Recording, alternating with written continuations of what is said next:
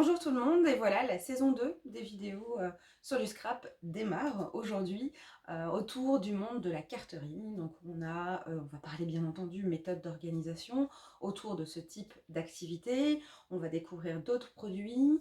Il y a des produits de la gamme Odif, marque française, qu'on n'a pas encore pu vous montrer en détail. Donc c'est ce qu'on fera dans cette saison 2. On va découvrir d'autres façons de s'organiser dans son quotidien, mais avant de commencer tout ça, on va faire une chose assez importante et qu'il faut faire finalement au fur et à mesure, c'est du tri. Alors, le tri, ça ne veut pas dire jeter. Ça veut tout simplement dire faire un peu de place dans notre environnement du quotidien pour libérer justement de la place pour ce qui va vous rentrer prochainement, pour désengorger un petit peu notre organisation et ne plus être coincé et de se retrouver avec des sachets un petit peu partout parce qu'on n'a plus le temps et on ne peut plus ranger tous les produits qui arrivent dans notre organisation. Donc ça ne veut pas dire jeter, ça veut tout simplement dire les mettre de côté, et vous allez voir avec Moka, vous allez pouvoir faire ça très facilement, vous allez pouvoir le faire plus fréquemment aussi, puisque ce tri-là, lorsqu'on a une organisation où on va passer un temps fou à faire des étiquettes, à identifier, à trier nos produits dans nos rangements, une fois qu'on a fait ça, on n'a plus envie que ça bouge. Le problème, c'est que ça bouge tout le temps. Et il faut prendre conscience de ça, c'est que notre matériel va tout le temps bouger. Et c'est pour ça qu'avec Moka, ça va vous permettre, vous allez voir, de faire du tri vraiment fréquemment dans vos affaires sans avoir à repenser à chaque fois à votre méthode de rangement et à tout refaire du début.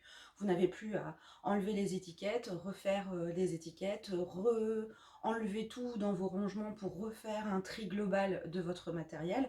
Avec Moka, vous évitez de refaire tout ça et vous allez voir tout de suite que ça va être très simple. Alors pour faire ce tri, on va prendre nos organiseurs. Donc là, on a nos deux organiseurs A5. Voilà. On va faire du tri principalement dans nos tampons Clear, Kling et Dies. Donc on va prendre nos organiseurs, on va s'installer confortablement et puis on va sortir tout simplement les fiches des produits qu'on utilise moins fréquemment. À chaque fois qu'on cherche dans notre fiche, c'est des produits que l'on voit au quotidien, puis finalement on ne les utilise pas beaucoup. Ça se passe aussi quand on a des nouveaux produits qui arrivent aussi dans nos affaires, on ne sait pas forcément si on va en avoir l'utilité au quotidien ou souvent. Donc voilà, donc c'est ce qu'on va faire tout de suite. Alors, on va prendre deux organiseurs à 5 où on a nos tampons Clean, nos tampons Clear et nos Dies. On a encore un organiseur à 4 avec les pochoirs, les printings, etc. Mais ça, c'est pas du matériel, pour l'instant, il ne nous envahit pas. Donc, on va le laisser, tel quel. Et puis, on va commencer, on va sortir tout simplement les fiches des produits que l'on a envie de ne plus avoir forcément dans notre environnement du quotidien. C'est parti!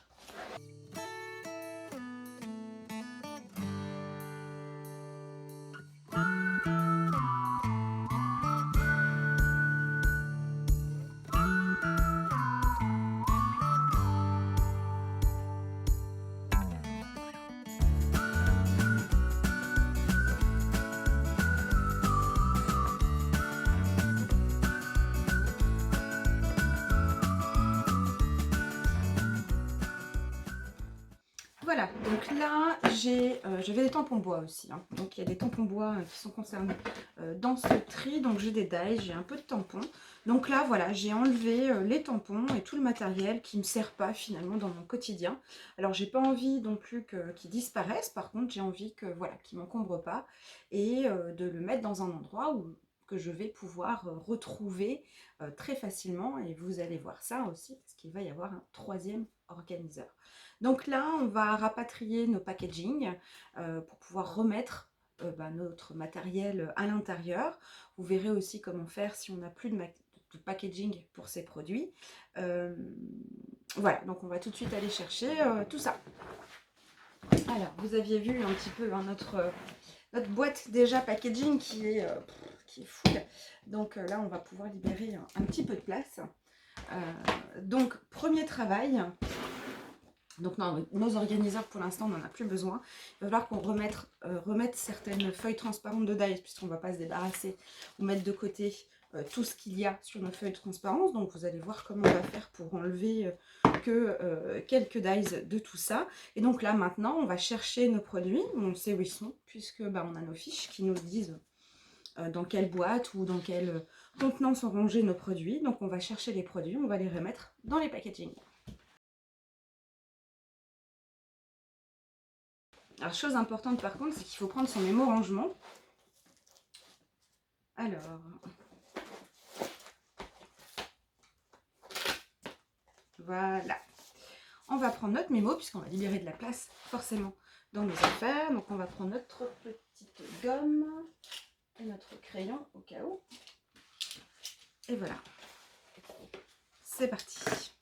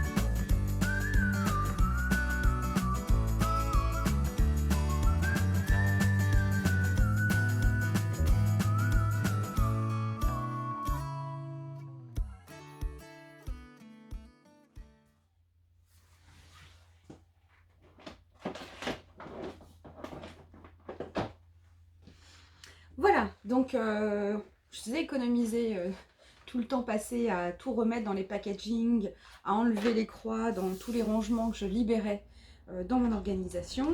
Donc là, j'ai sorti toutes mes fiches. Alors j'ai refait un deuxième passage dans mes fiches pour, voilà, pour être sûre de ce que je voulais mettre de côté. Donc du coup, ma boîte, elle est un petit peu moins remplie.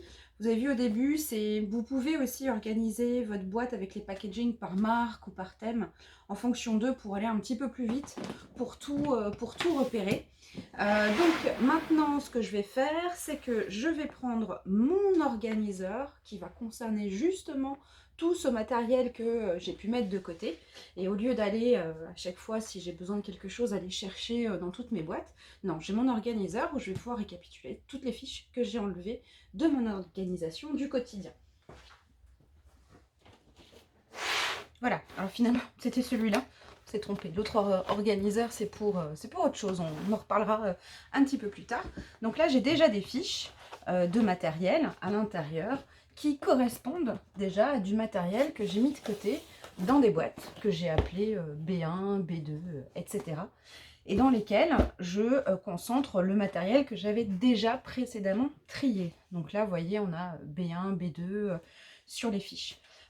Donc là, c'est pareil. Donc je vais prendre mes boîtes. Je ne vais pas trop réfléchir à ce que je fais. Je vais mettre là où il y a de la place. Donc dans celle-ci, j'ai de la place pour mettre quelques tampons de bois. Donc c'est parti.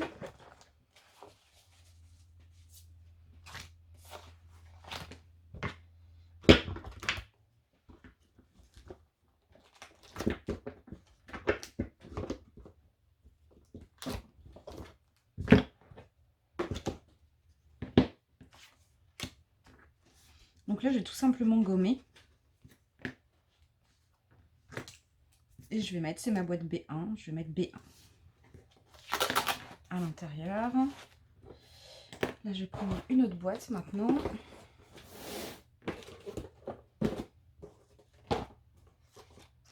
Donc là, j'ai un petit peu plus de place quand même. Ah, c'est pareil, hein. Après vous pouvez prendre des pochettes hein, si vous voulez organiser vos boîtes. Celles-ci ne sont pas très grandes, vous verrez, on a préparé un carton pour pouvoir ranger d'autres matériels à l'intérieur. Donc ceux-là, ici, donc c'est, on avait déjà gommé, donc c'est B2. Alors pour l'instant, on n'a pas énormément de fiches. Donc quand on veut retrouver quelque chose, on sort toutes les fiches puis on regarde. Par contre, c'est possible aussi de s'organiser dans cet organiseur qu'on a appelé un peu l'organiseur des au cas où. On peut aussi s'organiser et retrier le matériel qui est rangé dans ces boîtes pour se repérer bien sûr beaucoup plus facilement.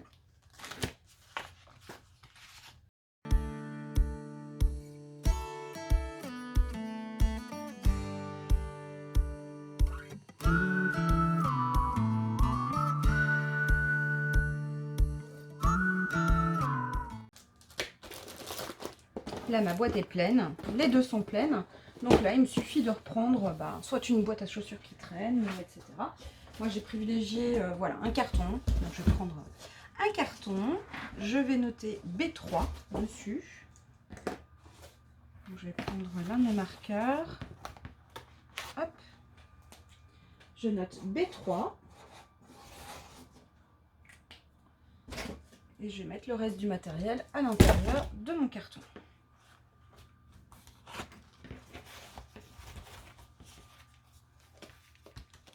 Alors là, par exemple, c'est une collection de tampons pour lequel j'ai plus le packaging. Donc ce que j'ai pris les feuilles transparentes à 6 qu'on a sur le site.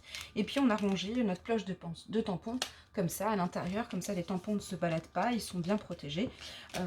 Et on peut les ranger beaucoup plus facilement.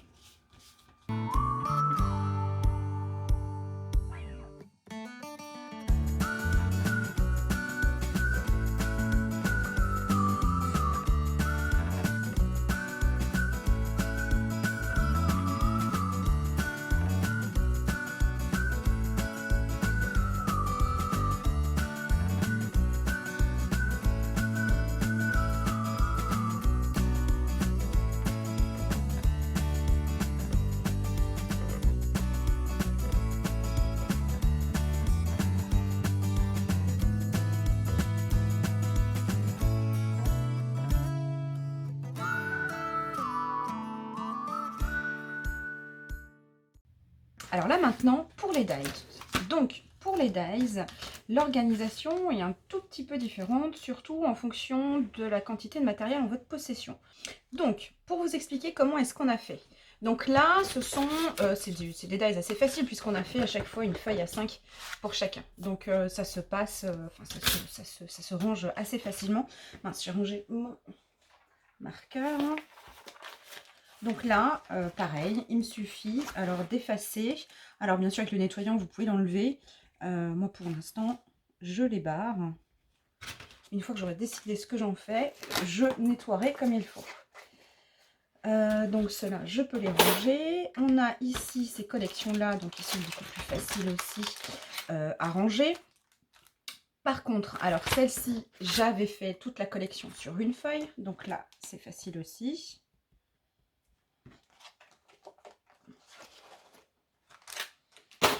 Celle-ci, elle était à plusieurs endroits, c'était pas forcément tout sur une même feuille. Donc sur mes feuilles, étant donné que c'est collé avec du double face, donc j'ai enlevé tout simplement de mes feuilles l'espace où j'avais ce genre de matériel. Vous voyez, j'ai des feuilles maintenant qui sont où j'ai beaucoup plus de place ici. Donc j'ai libéré de la place. Par contre maintenant, le problème c'est que j'ai pas la fiche pour pouvoir la mettre à l'intérieur dans mon organiseur. Donc c'est là que vous allez faire en fonction de votre situation. Nous, on sait que c'est du matériel voilà, qui ne réintégrera pas de toute façon notre matériel. Nous, ça ne nous embête pas, là, pour ce type de matériel, de ne pas avoir de fiches associées, puisque c'est du matériel qui va sortir de toute façon. Si tel n'est pas le cas, on vous conseille, pour ce genre de collection où on a énormément de choses à l'intérieur, de le faire sur une feuille A6 ou A5 et de la mettre toute seule sur cette fiche là, puisque vous vous rendez compte maintenant qu'on vous montre cette partie là, ce tri, qu'il est important de pouvoir mettre des fiches à l'intérieur de notre organiseur, surtout si c'est du matériel que l'on va prendre peut-être une fois par an ou vraiment occasionnellement. Ici, par exemple, pour celle-ci, on a fait une fiche aussi. Donc, elle est déjà faite.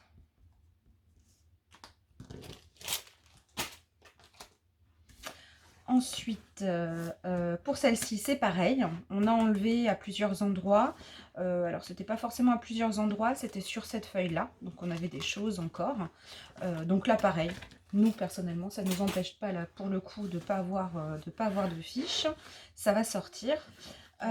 Ici, c'est pareil. On a enlevé le dies qu'il y avait sur une de nos fiches.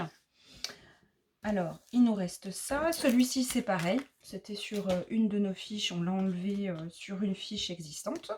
Donc là, on va pouvoir ranger le reste. Donc ce coup-ci, c'est pas dans cet organiseur, c'est dans notre organiseur du quotidien.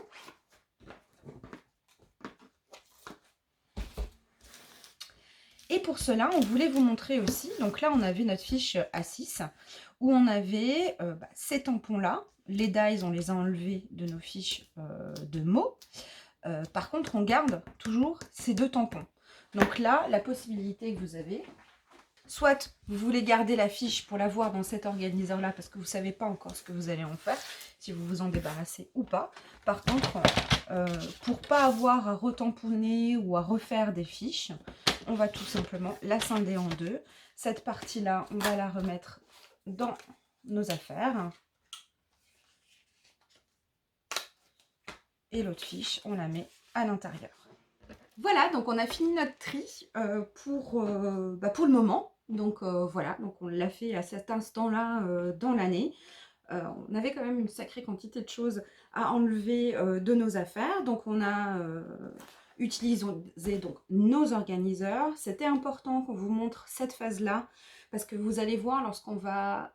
C'est la prochaine vidéo, lorsque vous allez voir d'autres produits arriver, vous allez voir qu'il était important de voir la phase finale, c'est-à-dire ce tri, pour pouvoir anticiper la réalisation de nos fiches. Et dans la prochaine vidéo, vous allez voir, on va ranger des dies aussi, des nouveautés. Donc voilà, vous aurez une vision et quand on vous parlera du tri, vous saurez de quoi on parle. Mais bien entendu, avec Mocha, ne vous fixez pas il faut faire comme ci, il faut faire comme ça. Faites-le en fonction de vous, de vos habitudes et en fonction de votre environnement, en fonction de la quantité de matériel en votre possession. Pour celles qui pensent avoir beaucoup trop de matériel pour pouvoir commencer une méthode d'organisation telle que Mocha, cette phase de tri, vous pouvez la faire pour déjà désengorger un petit peu votre matériel. Ça vous permet de faire le point. Et ce matériel-là que vous allez mettre dans les boîtes, nous, les fiches sont déjà faites.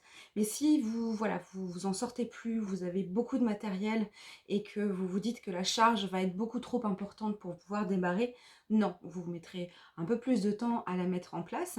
Mais ne vous dites pas, je vais attaquer avec tout d'un coup. Commencer par les clears, ou alors les clings, ou alors les tampons bois, ou alors les dies. Il faut bien commencer quelque part. Et cette phase-là de tri, tant pis, vous n'aurez pas de fiche pour le matériel qui se trouve dans ces boîtes-là, le matériel que vous n'utilisez plus au quotidien, mais vous vous en occuperez dans un deuxième temps. Concentrez-vous vraiment sur ce que vous utilisez au quotidien. Donc, Mocha, ça bouge tout le temps, vous vous en rendrez compte et vous commencez à vous en rendre compte aussi, c'est que ça bouge tout le temps, notre matériel bouge tout le temps. C'est pour ça que ce tri-là, on ne le fait pas et on ne le faisait pas avant parce que ça supposait qu'on change tout notre système d'identification, de tri, etc. Avec Mocha, c'est plus le cas. C'est nos fiches qui nous disent où est notre matériel. Donc voilà, comme vous avez vu, on n'a pas tout chamboulé, on a juste pris les fiches, on a sorti des fiches, on a peut-être réorganisé des fiches qui sortent dans notre organiseur au cas où. Vous le faites sur un format A4, sur un format A5. Organisez-vous vraiment comme vous voulez et de toute façon, tout peut changer. Vous pouvez changer l'organisation des fiches à l'intérieur de vos organiseurs. Vous n'êtes plus figé. Vous faites ce que vous voulez et c'est ce qui est franchement très sympa dans notre quotidien puisqu'on passe plus de temps à faire que finalement à ranger. Voilà, donc on se retrouve dans la deuxième vidéo. Vous allez voir, des nouvelles choses vont arriver qui va bien nous servir pour la partie carterie. Voilà, on rentrera à ce moment-là dans le vif du sujet. On vous dit à très bientôt. Ciao, ciao!